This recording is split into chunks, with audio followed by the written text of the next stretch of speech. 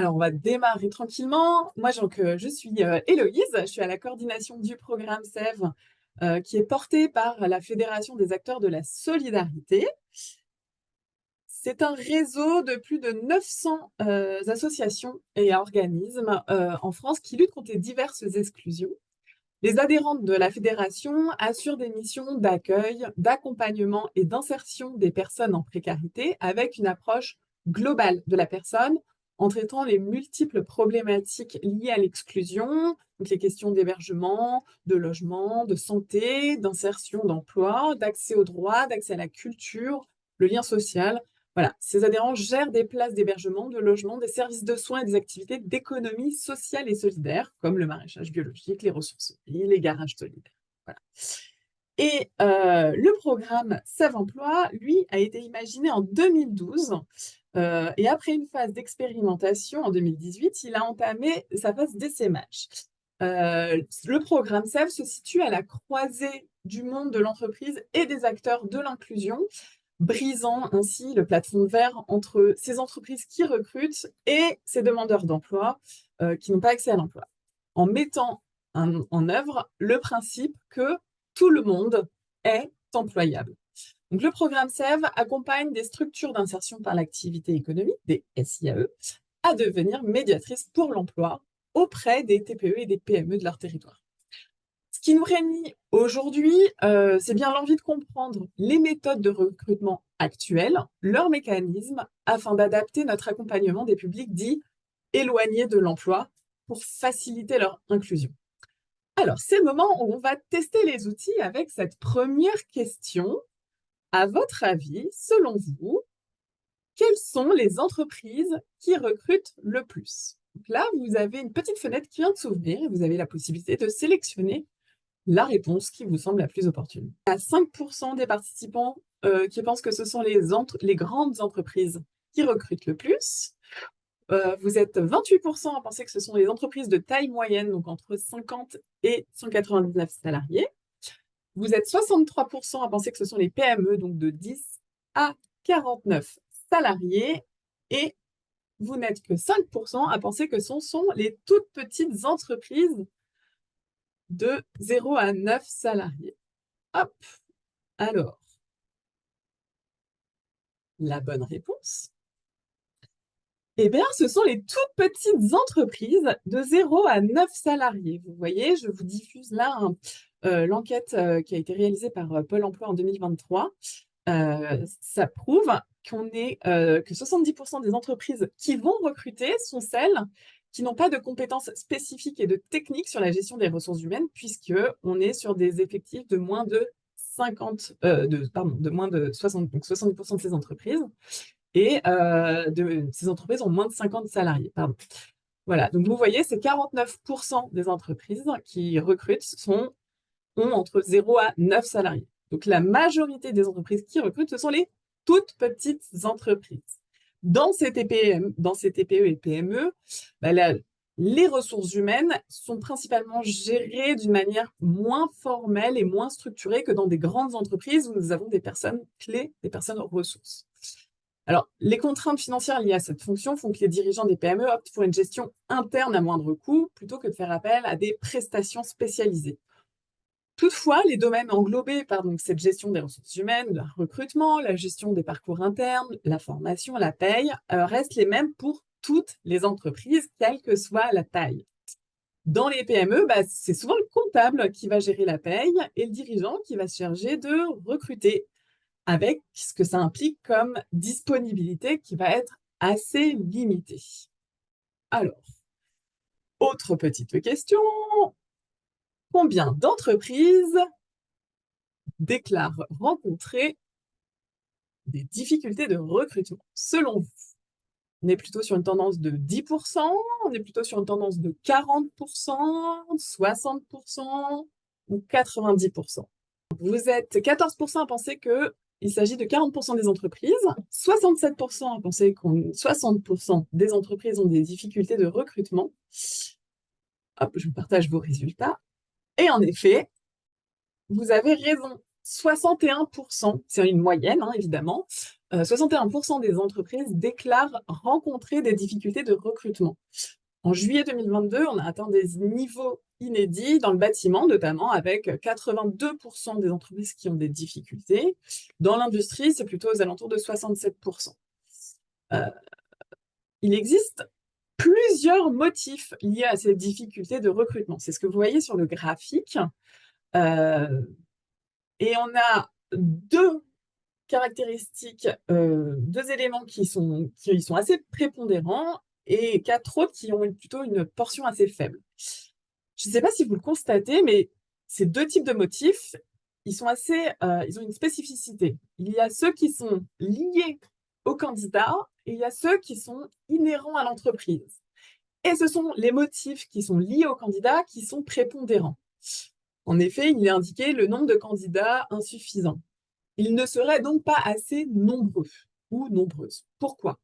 Eh ben, en fait, on peut se poser la question, comment finalement l'entreprise communique pour faire connaître leurs besoins de recrutement?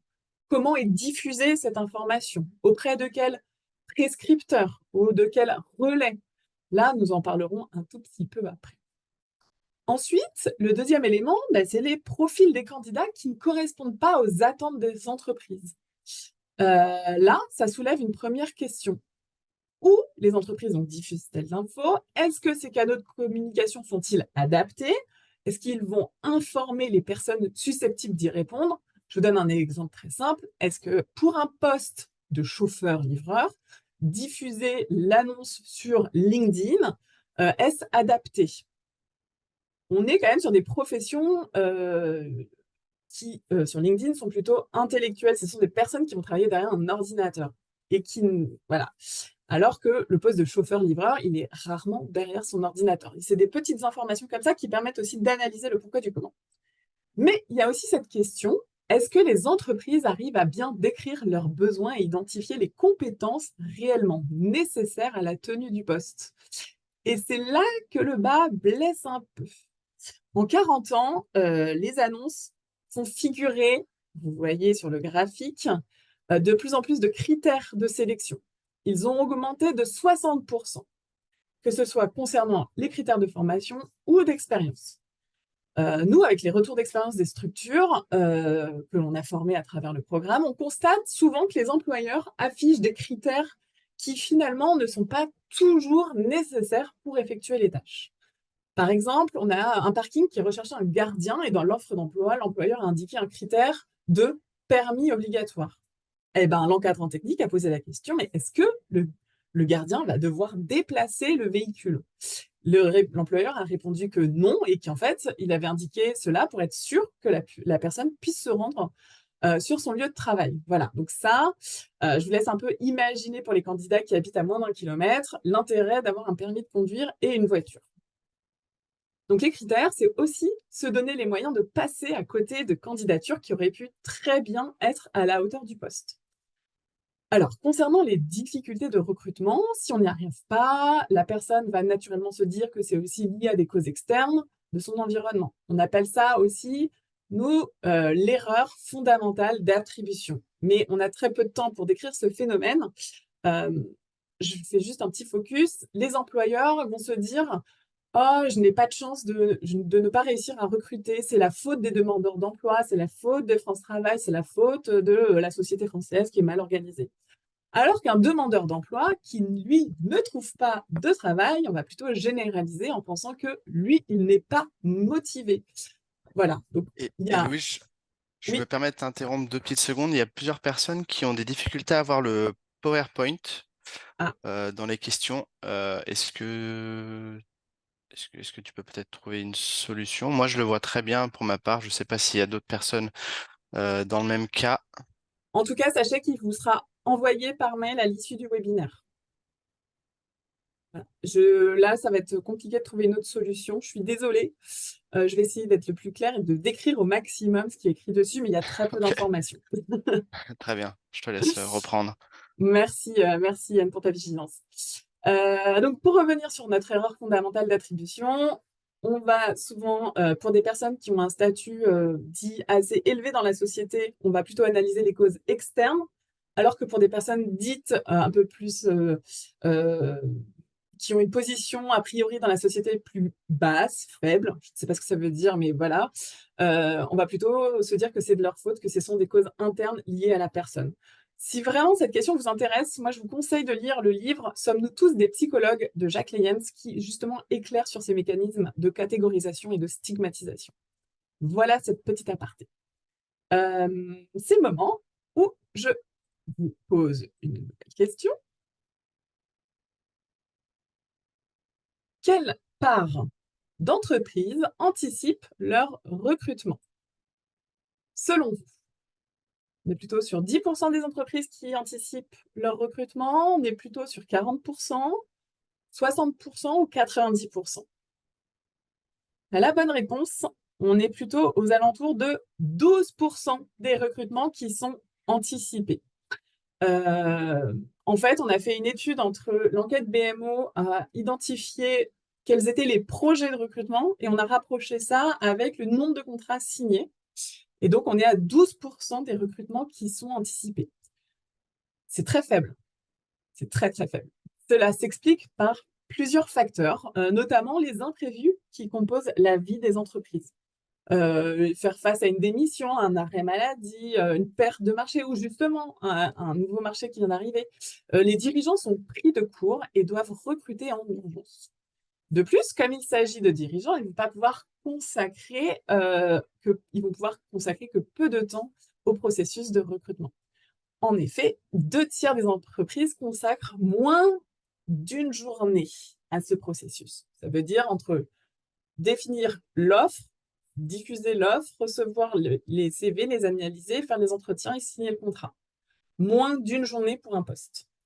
Donc ça, c'est la source, elle est issue d'une interview de Anne Fretel en décembre 2020, qui est chercheuse sur ces questions-là. Si vous voulez en savoir plus, on a sur notre playlist YouTube une de ces conférences. En plus, il est prouvé que ces entreprises ne font que rarement recours à un service RH. Voilà, sauf pour les grandes entreprises. Une entreprise, elle n'est pas spontanément un employeur. Ce sont 2 notions à distinguer. Distance entre la figure de l'entreprise et celle de l'employeur. Il y a un enjeu d'employeurabilité. Les problématiques de recrutement ne relèvent pas seulement d'enjeux de l'employabilité de la personne, il y a aussi des leviers du côté de l'entreprise pour l'aider à endosser cette posture d'employeur. Autre fait intéressant remonté par Anne Fretel, c'est que presque un recrutement sur 2 se fait sans rédaction d'une offre. En effet, sur les 7 millions d'embauches qui ont eu lieu en France en 2020, 41%, soit à peu près 3 millions, ont été réalisées sur le marché invisible de l'emploi. Et ça, c'est une source qui vient de Pôle emploi. Il est donc important de préciser que offre d'emploi et besoin en recrutement, ce sont 2 notions bien distinctes. L'offre d'emploi, c'est bien ce qui est visible, alors que le besoin en recrutement, ça correspond aux postes qui sont réellement disponibles. Et la majorité des employeurs ne consacrent qu'un temps assez réduit, ce qui peut expliquer en partie leurs difficultés. Bon, alors, si moins de 50% de besoins en recrutement bénéficient d'une offre d'emploi, faut-il tout de même y répondre pour trouver du travail? Alors là, je vous invite à réagir avec les petites réactions, soit un pouce levé, soit un émoticône qui a la bouche ouverte pour dire non, c'est faux. Selon vous, pour trouver du travail, il faut répondre à une offre d'emploi ou non? Et c'est en effet faux. Pour trouver du travail, il faut répondre à une offre d'emploi. En réalité, sachez que moins de 10% des salariés en emploi ont répondu à une offre d'emploi. Ça, c'est une information qui est issue de l'enquête offerte de la DARES, enquête qui date de 2016 et pour laquelle nous attendons une mise à jour, mais elle n'est toujours pas prévue par la DARES. On l'attend de pied ferme. Alors, dernière question, si la réponse aux annonces n'est pas le canal le plus efficace, lequel est selon vous le plus approprié pour trouver un emploi? Est-ce par les réseaux sociaux? Est-ce par les réseaux professionnels ou personnels? Est-ce par le service public de l'emploi? ou est-ce par les candidatures spontanées? Une seule réponse possible. Je sais, c'est frustrant. Mais là, on cherche le canal le plus efficace pour trouver un emploi. Bien, vous êtes 4% à penser que ce sont par les réseaux sociaux qu'on y arrive, 63%, 65% les réseaux professionnels ou personnels, 4% à penser que le service public de l'emploi, c'est le canal le plus efficace, et 27% pour les candidatures spontanées. Voilà, je vous partage vos petits résultats. Eh bien, en fait, voilà, je vous montre les résultats de cette enquête qui date de la DARES. Je vais l'analyser avec vous parce qu'elle est assez intense. On voit que ce sont les candidatures spontanées, donc ce qui est en bleu, qui a une proportion plus importante. Alors, les canaux formels qui représentent 34% d'accès à l'emploi. Qu'est-ce qu'on entend par les canaux formels? C'est les concours, ce que vous voyez en bleu ciel. C'est 7% pour répondre aux annonces, donc les petites annonces en gris, 9% pour le service public de l'emploi, et 14% où ce sont les employeurs qui rappellent, où c'est des cabinets de recrutement. Voilà, ça, ce sont la manière dont les gens ont eu accès à l'emploi. Ça représente 34% d'accès à l'emploi par les canaux formels. Autant vous dire que pour les canaux informels, on est à 66% d'accès à l'emploi. Vous voyez, 25% des personnes qui ont répondu à cette enquête ont eu accès à leur emploi par des relations personnelles ou professionnelles. Et c'est bien par 41% qu'ils ont eu accès à l'emploi par des démarches personnelles ou des candidatures spontanées. Et cela se comprend. Parce que passer par des relations, ça va diminuer l'incertitude sur les compétences d'un candidat. Pour les employeurs, c'est beaucoup plus rassurant. Vous allez me dire, bon, ok, mais dans tous les cas, quel que soit le canal, il faut bien donner son CV aux employeurs pour être appelé. Et ça, vous avez raison. C'est une pratique bien française. Toujours dans cette enquête, une question était posée aux entreprises. Finalement, pour sélectionner le ou les candidats, quels ont été vos critères principaux? Et là, il y a 4 critères qui sont ressortis. Il y a le critère expérience, il y a le critère motivation, il y a le critère compétence et il y a le critère disponibilité. À votre avis, pour aller un peu plus loin, avant de vous poser cette question, voilà, on est donc dans cette enquête, un tableau assez intense. On voit quels sont les critères de sélection par typologie, par classe de métier, pardon. Les métiers techniques, il y a les métiers manuels, les métiers d'aide à la personne et les métiers de contact avec le public. Très rapidement, en fait, cette diversité de critères, elle permet de se demander quels sont les canaux par lesquels on peut vérifier l'adéquation entre le besoin de l'entreprise et les compétences chez les demandeurs d'emploi. Il est évident que l'utilisation des petites annonces ne permet pas d'évaluer la capacité du travail ou la qualité du travail des candidats sur les métiers manuels. Certains critères de sélection prédominants sont liés au potentiel des candidats, à l'adéquation de leur profil et à leurs compétences techniques. C'est quand même assez difficile à repérer à partir de l'examen d'un CV ou d'une lettre de motivation. Alors, avec ce constat, on a presque la réponse à la question suivante. Est-ce que les CV des personnes qui sont dites éloignées de l'emploi sont attractifs pour les entreprises? Alors, le CV, ça va permettre principalement de vérifier les diplômes ou la qualification, ce qui est en fait nécessaire pour des métiers spécifiques. Cependant, on peut aussi se dire qu'on peut apporter la preuve en donnant accès à l'employeur aux diplômes ou à des certificats. En fait, il faut garder quand même en tête que de nombreux métiers ne nécessitent pas de formation de diplôme spécifique.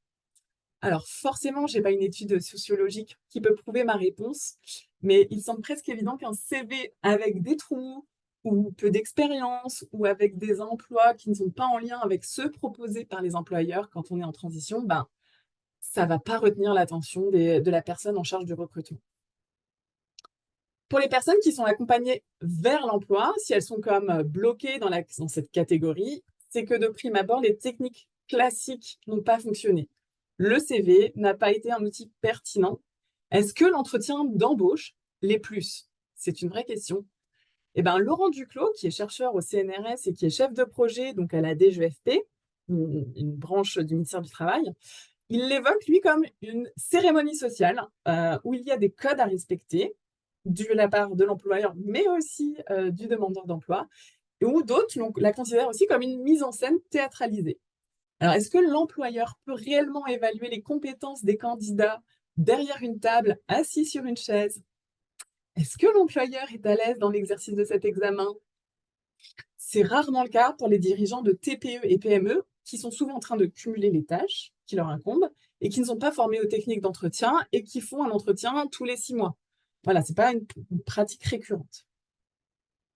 Alors, si on reprend les canaux informels établis comme méthode efficace, il y a les candidatures spontanées. Souvent, on pense derrière qu'il va s'agir de déposer un CV à l'accueil ou de l'envoyer par mail ou par courrier, ou les réseaux. Et souvent, ces personnes qui sont dites éloignées de l'emploi, elles sont dépourvues de réseau car elles sont dans des milieux sociaux où il y a peu d'employeurs. Comment pouvons-nous valoriser la capacité de travail ou bien les savoir-faire qui ont été appris par l'expérience personnelle de la personne? Là, je vous laisse répondre via le chat. Lettre de recommandation, on a une proposition de mise en situation, on a une proposition d'immersion PMSMP. Super.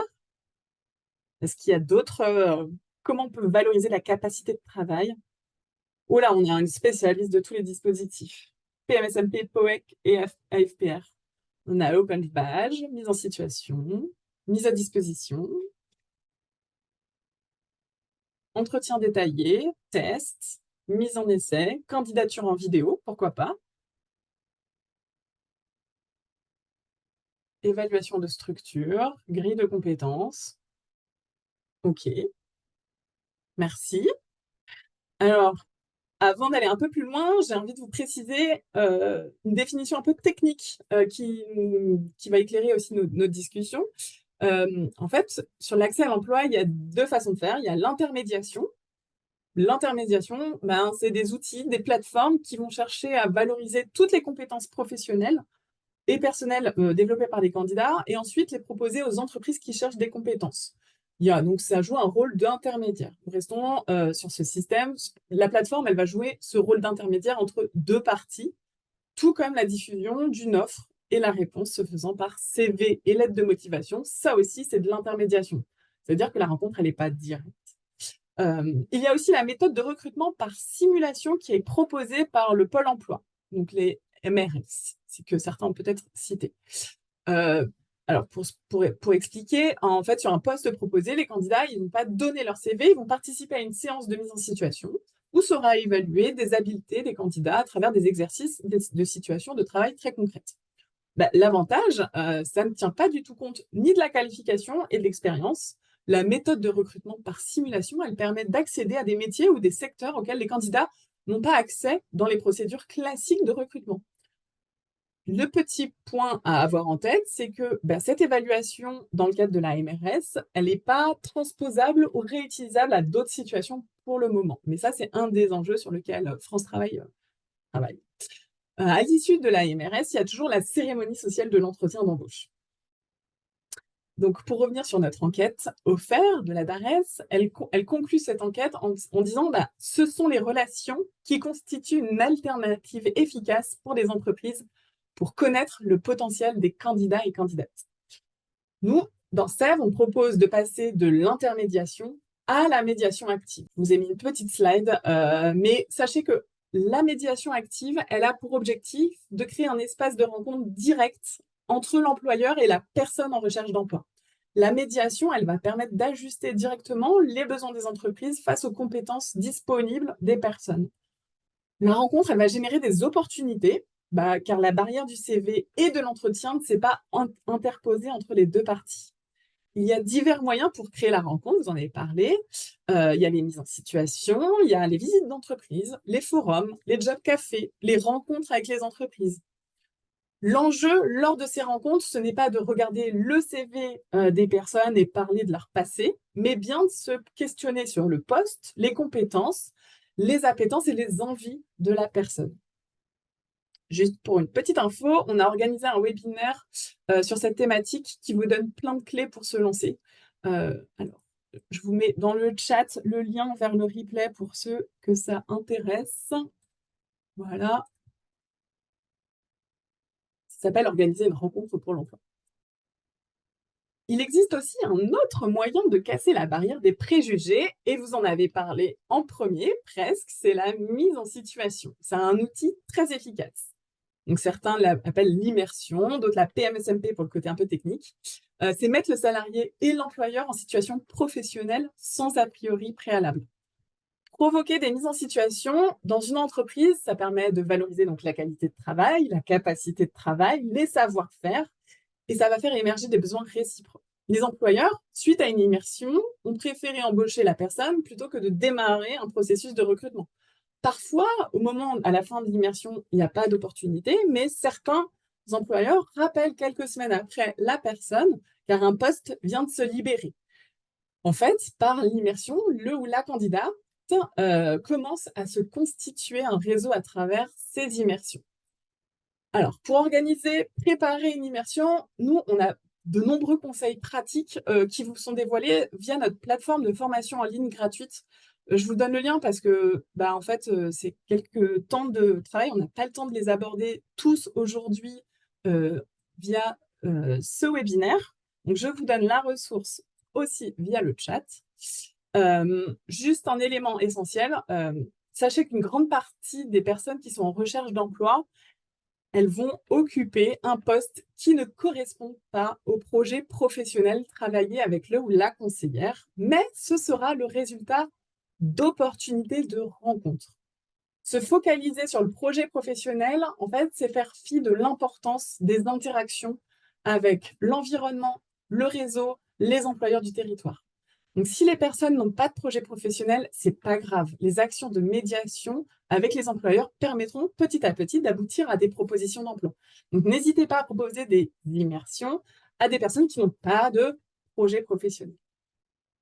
Alors, les éléments clés à mettre en œuvre pour qu'une mise en situation aboutisse à une opportunité d'emploi, il y a évidemment, vous le savez, préparer en amont avec l'employeur et la salariée en insertion les éléments s'accorder sur les éléments administratifs, clarifier l'objectif de l'immersion et définir les missions et les tâches, clarifier les modalités de stage, des trucs très basiques, lieu, horaire, EPI, les codes d'accès, le vestiaire, où est-ce qu'on fait la pause déjeuner, est-ce qu'il y a un contact avec un tuteur ou une tutrice, est-ce qu'il y a une personne à contacter en cas de retard ou d'absence, voilà. Clarifier des modalités de prise de poste le premier jour, s'assurer de qui accueille dans l'entreprise, parce que souvent, ce n'est pas pensé. Où, quand, comment. Est-ce qu'il y a une visite des locaux qui est possible? Est-ce qu'on peut faire une présentation à ses collègues? Est-ce qu'il y a une remise des éléments de protection? Est-ce qu'il y a une formation? Voilà. Préparer ça en amont avec l'employeur et le ou la salarié. Pendant l'immersion, faire un point de suivi, notamment le premier jour, pour savoir si tout va bien des deux côtés. Et puis, au fur et à mesure de l'immersion, rappeler ou passer pour identifier ce qui fonctionne bien, quels sont les atouts de là ou du salarié, quels sont les axes de progrès et les ajustements possibles côté salarié, mais aussi employeur. Voilà. Et évidemment, Du à la fin coup, de l'immersion, un petit bilan pour faire le point avec le salarié séparément. C'est toujours plus confortable pour d'abord valoriser les atouts du salarié, identifier ses axes de progrès, valider et vérifier l'intérêt pour le poste du ou de la salariée en insertion, vérifier les besoins possibles de l'entreprise sur le poste et puis surtout s'accorder sur les suites opérationnelles, embauche ou non, présentation des aides au poste s'il y en a. Est-ce que l'employeur peut être aussi relais auprès d'un autre employeur s'il n'a pas de besoin immédiat, mais qui connaît quelqu'un qui pourrait être intéressé par la personne ou quelqu'un qui a des besoins en recrutement? Faire commencer à augmenter et challenger ce réseau. Éventuellement proposer une nouvelle immersion dans cette même entreprise pour un autre salarié. Et puis se fixer la date du prochain étape. Voilà, ça, c'est les éléments clés. Vous avez tout le contenu sur notre plateforme de formation. N'hésitez pas à y participer. Héloïse, du coup, il y a une question, une remarque peut-être. Est-ce que, du coup, pour trouver la PMSMP, est-ce qu'il faut nécessairement postuler via une lettre de motivation et un CV, par exemple? À votre avis? Non, l'objectif de la PMSMP, c'est d'aller rencontrer l'employeur, d'aller frapper à la porte et de leur proposer une immersion. pour que la personne puisse découvrir l'environnement de l'entreprise, découvrir les postes de cette entreprise, valider ou non un projet. Et puis parfois, ça peut être l'occasion pour l'employeur de se dire, bah non, j'ai pas besoin de quelqu'un, mais finalement, d'avoir quelqu'un déjà sur place, ça peut être intéressant pour des projets à venir. Donc, l'idée clairement principale, c'est de se dire, c'est ce que nous, on appelle la prospection. En fait, c'est d'aller surtout à la rencontre des employeurs qui vous intéressent ou qui sont disponibles sur le territoire. Parce qu'en fait, il y en a ils sont nombreux, on ne connaît pas tous les métiers. Donc, vraiment, de se déplacer, d'aller à leur rencontre, ça permet vraiment de découvrir diverses opportunités professionnelles. Et pour revenir sur cette question de prospection, bah, je Ouais. vous invite aussi à aller voir le dernier webinaire qu'on a organisé il y a quelques temps sur notre site internet. Justement, on a des intervenantes et formatrices qui font beaucoup de terrain et qui vous donnent plein d'outils et de conseils pour se lancer.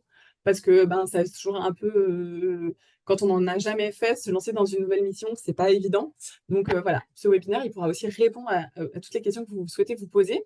Et puis sachez qu'on a aussi fait une trame qui est disponible dans les fiches ressources de la plateforme de l'inclusion, une trame sur comment aller rencontrer les entreprises près de chez soi.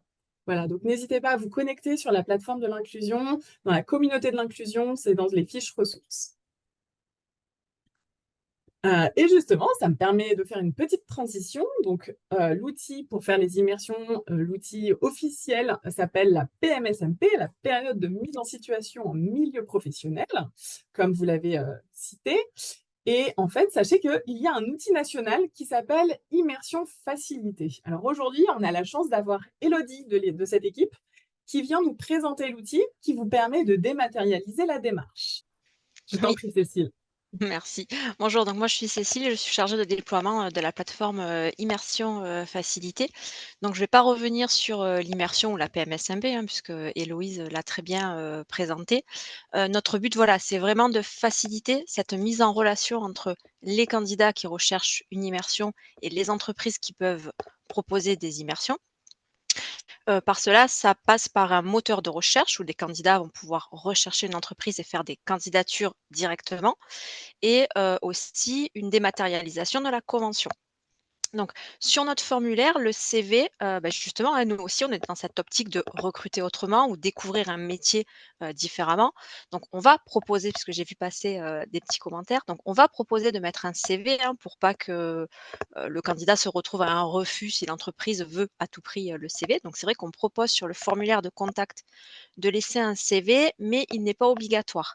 Et nous, vraiment, dans notre discours, quand on fait des présentations aux entreprises, quand on démarche des entreprises, on est vraiment dans cette optique de leur dire, voilà, le CV, c'est pas une finalité. C'est pas parce qu'on ne vous présente pas un CV qu'on ne peut pas aller justement à la rencontre du candidat. Et c'est justement l'immersion qui va permettre aux entreprises peut-être aussi d'envisager des candidats auxquels ils n'auraient pas pensé avant. Un CV, on va peut-être pas retenir une candidature, alors que le candidat, on va le rencontrer, on va le voir en poste. Là, on va pouvoir envisager différemment les choses. Voilà, donc le site Immersion Facilité, il est, voilà, il se veut, voilà, assez simple d'utilisation pour justement, qu'il soit accessible à tous. Mais voilà, forcément, c'est quelque chose qui est assez nouveau. Donc nous, on est là pour, vous accompagner, hein, aussi, dans l'utilisation du site Immersion Facilité. Donc pour ça, on a mis en place des webinaires plus détaillés sur comment ça marche, comment on contacte les entreprises, comment on va utiliser, la partie, convention et comment vous aussi en tant que, prescripteur, pour que vous accompagnez des salariés, vers l'emploi, vous allez pouvoir aussi, mobiliser, l'immersion et après toute la partie, on va dire, pilotage, de l'immersion professionnelle. Super, merci Cécile. Est-ce que, donc, si je comprends bien, donc les SIAE sont prescriptrices de Voilà, cette immersion facilitée. Il n'y a plus besoin d'avoir un interlocuteur chez France Travail, anciennement Pôle emploi, pour activer cette convention. Et tout peut se faire en ligne. voilà, tout peut se faire en ligne, donc par le site Immersion Facilité. Il faut pour une structure donc se référencer en tant que prescripteur pour Mhm. que, voilà, les salariés que vous accompagnez puissent après initier ou vous quand vous les accompagnez, hein, initier une demande de convention. Et petite nouveauté aussi qui va être, voilà, il y a peut-être déjà certaines SIAE qui ont accueilli elles aussi des immersions. Il y a souvent un questionnement, est-ce que moi en tant que SIAE, je peux ou pas accueillir une personne en immersion? Et oui, en fait, vous pouvez vous aussi, si voilà, une personne est vraiment très éloignée, on sait que des fois même le dispositif de l'insertion, ça peut être aussi compliqué pour une personne qui est vraiment très éloignée, de lui faire découvrir, voilà, sur des périodes vraiment très courtes, hein, ce que ça va être d'être dans une structure d'insertion. C'est possible par le biais aussi, de l'immersion. Super, merci. Est-ce que vous avez il y a des questions des participants sur cet outil ou des retours d'expérience? Je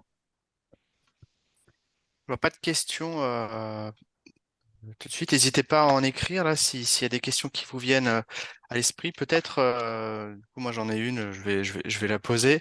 C'est comment fonctionne le lien avec les entreprises qui seraient intéressées pour justement être sur la plateforme et être ouvertes à accueillir des personnes en PMSMP pour un temps plus ou moins court. Alors les entreprises, elles peuvent donc il y a 2 choses. Soit elles peuvent s'inscrire comme entreprise accueillante sur le site d'immersion facilité. Là, ça veut dire qu'elles vont, voilà, recevoir des candidatures, voilà, pour, des candidats qui souhaitent se positionner. Donc ça, c'est une démarche en autonomie qu'elles vont faire. On peut les accompagner pour cela et c'est vraiment une démarche volontaire.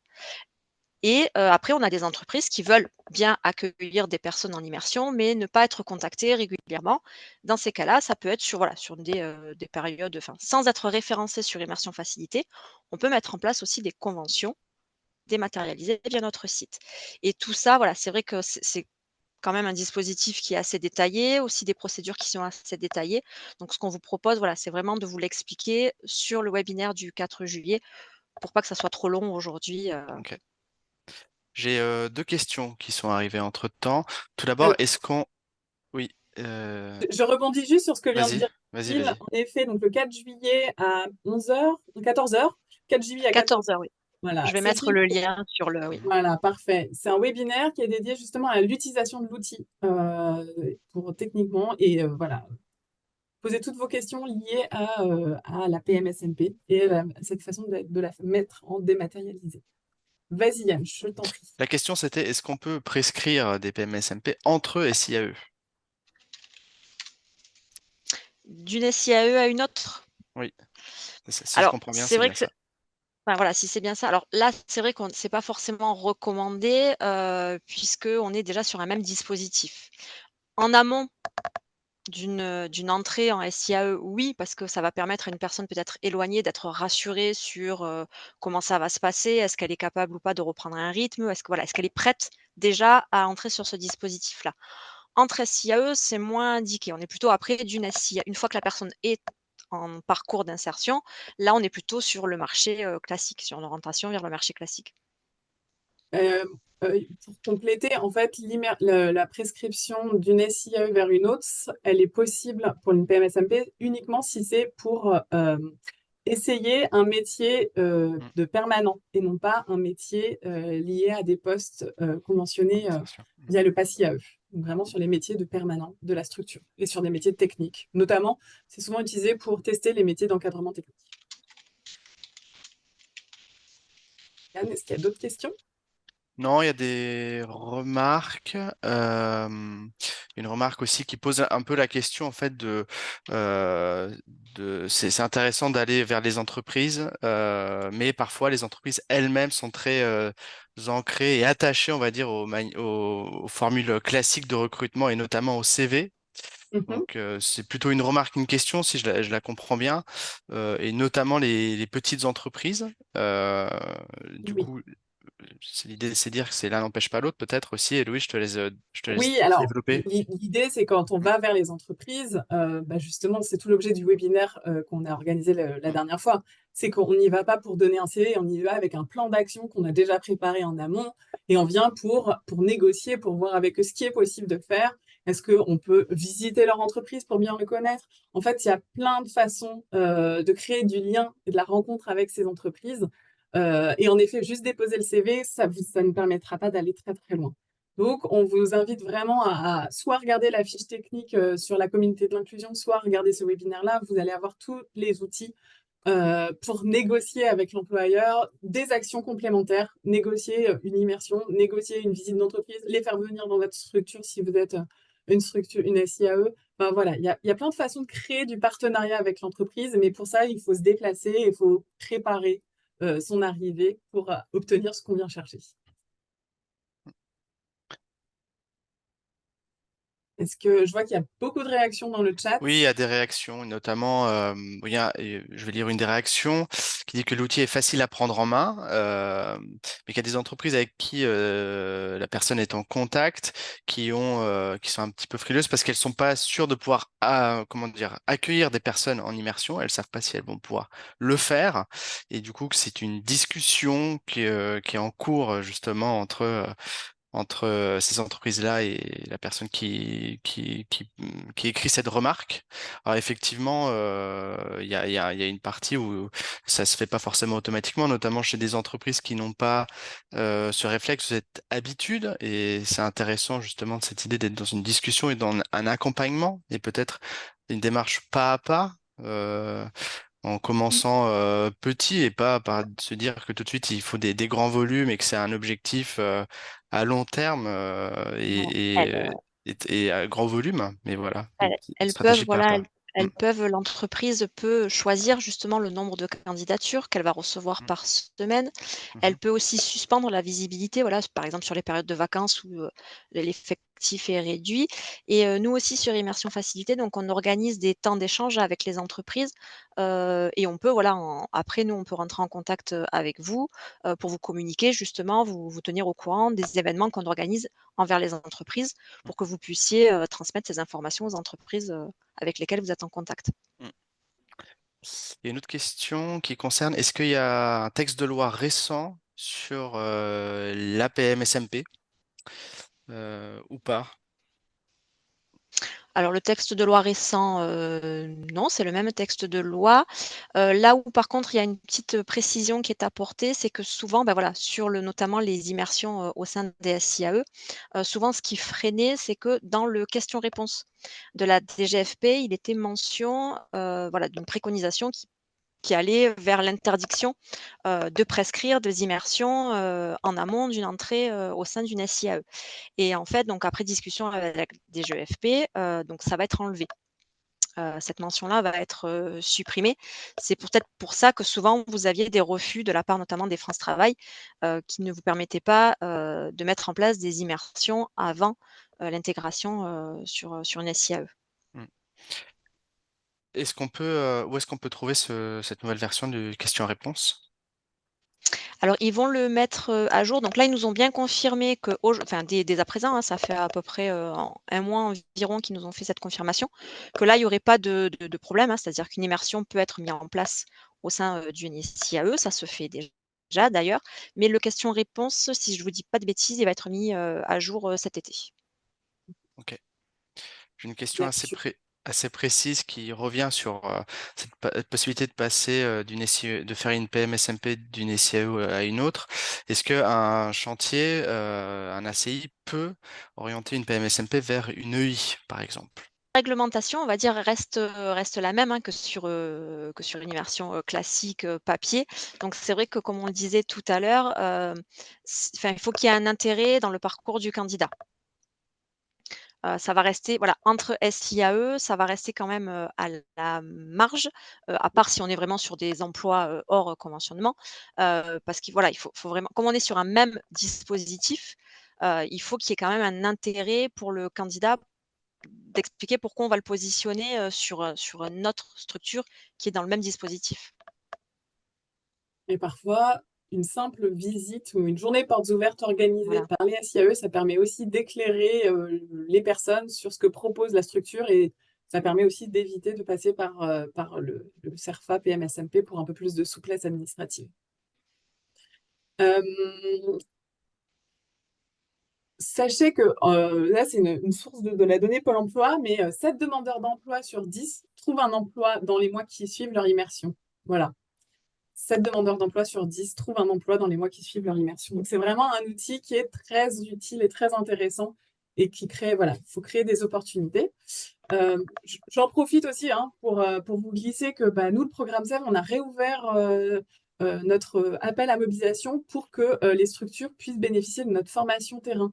Voilà, donc si vous avez envie de faire un petit peu plus de médiation active, utiliser un petit peu plus enfin en tout cas, utiliser moins le CV et aller plus facilement vers les employeurs, voilà, nous, on vous propose une formation terrain et si ça vous intéresse, vous avez jusqu'au 8 octobre pour nous informer que ça vous intéresse. Donc, si vous voulez en faire un petit peu plus, je vous mets ici dans le chat le lien vers notre site internet dédié. Voilà, il est 11h50, 5, pardon. Juste pour conclure, et se rappeler que le CV est un outil qui ne va pas valoriser la qualité de travail des personnes. Voilà, il va parfois même être stigmatisant. Le CV ne parle que du passé alors que les demandeurs d'emploi souhaitent aller vers de l'avant. Pour aider les employeurs à se passer du CV, s'il vous plaît, nous vous invitons à organiser des rencontres directes et à proposer des mises en situation qui vont permettre plus facilement la mise en confiance et les demandeurs d'emploi, tant les employeurs. Voilà. Pour aller un peu plus loin, on a quelques ressources. Alors attendez, je vais essayer de vous repartager mon écran sans vous perdre pour autant. Tac, touc. Voilà, on a, nous, sur le programme SEV, plusieurs ressources. Donc, ce qu'on vous disait, la formation terrain chez vous. Donc, on a l'appel à mobilisation qui est ouvert jusqu'au 8 octobre. On a des formations en ligne, des modules assez courts sur comment organiser les immersions et faire en sorte que ça aboutisse à un emploi, comment aller à la rencontre des employeurs, et puis comment créer le lien et comment mobiliser les salariés en transition sur l'objectif emploi. Je vous l'ai dit, on a des webinaires thématiques qui ont été organisés dernièrement, donc vous pouvez avoir accès à ces replays. Sachez que sur notre page agenda, on a aussi des ateliers, des rencontres qui sont prévues en présentiel dans les différentes régions. Donc n'hésitez pas à consulter s'il n'y a pas un événement auquel vous pouvez participer à côté de chez vous.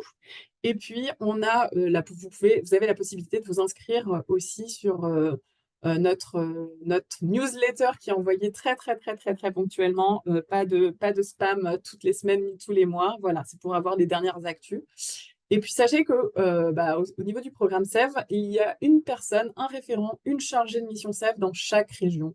Donc, si vous avez des questions, vous voulez en savoir plus, n'hésitez pas à les contacter directement. Voilà. En tout cas, moi, je vous remercie beaucoup pour votre présence active. Je vous transfère à l'issue du webinaire le PowerPoint avec tous les liens qui sont bien actifs. Voilà, n'hésitez pas. On vous rappelle que le 4 juillet, en effet, il y a le webinaire aussi pour mieux utiliser la plateforme Immersion Facilité. Une dernière info, à l'issue de ce webinaire, vous allez avoir une petite fenêtre qui va s'ouvrir. N'hésitez pas à remplir ce petit questionnaire. Il nous permettra de mieux comprendre vos attentes et de s'améliorer pour les prochains webinaires. Voilà, je vous remercie. S'il n'y a pas d'autres questions, je vous propose qu'on arrête ce webinaire et je vous souhaite une excellente journée.